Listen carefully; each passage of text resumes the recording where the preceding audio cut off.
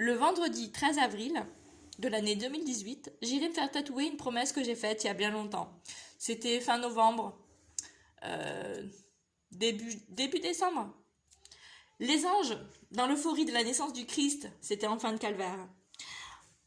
Pour annoncer la naissance de Jésus, ont déposé sur terre leur trompette. Une fleur légendaire de l'Amaryllis que je me suis fait tatouer. Me faisant tatouer l'Amaryllis et la promesse d'amour éternel, si je n'évoque jamais mes souvenirs, on peut quand même comprendre que c'est le 25 décembre, la Noël. J'ai fait donc une promesse d'amour éternel à Noël. Et j'avais pour but alors que l'autre, ma moitié, me reconnaisse. Et c'est ainsi que je la porte depuis toujours sur le longe et que je me suis réveillée un 14 avril 2018 à la Saint-Maxime avec cette rosée que l'on récolte au dernier jour, la quintessence, le 21 mai. Jour où l'on fête les Constantin et Helena très célèbre pour ce calvaire, vendredi. Et j'irai offrir alors à ma tatoueuse un rosaire, les Je te salue Marie 150 fois. Ave Maria. Elle me remerciera face à face, puis sur les réseaux sociaux, un mardi 29 mai 2018.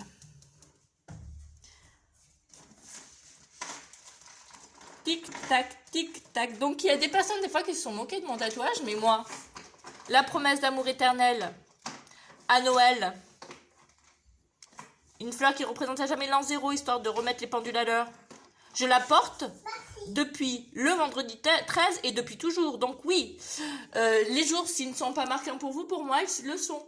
Vendredi 13 fut effectivement un jour marquant par 2 fois dans ma vie, puisque c'est un jour où je vais devenir par la suite maman d'une petite Helena, un vendredi 13 mars 2020.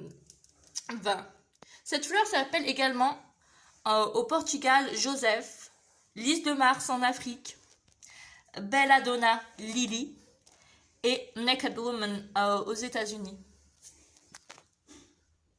Elle est légendaire aussi pour avoir cette histoire d'amour de cette nymphe, cette femme là qui se pique le cœur par 30 fois devant la porte d'Altéo après s'être rendue au temple de Delphes.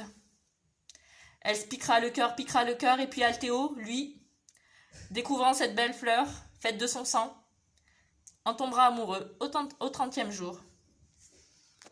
L'Amaryllis, le sang et puis les petites gouttes autour, qui représentent la vie spermique à l'état pur.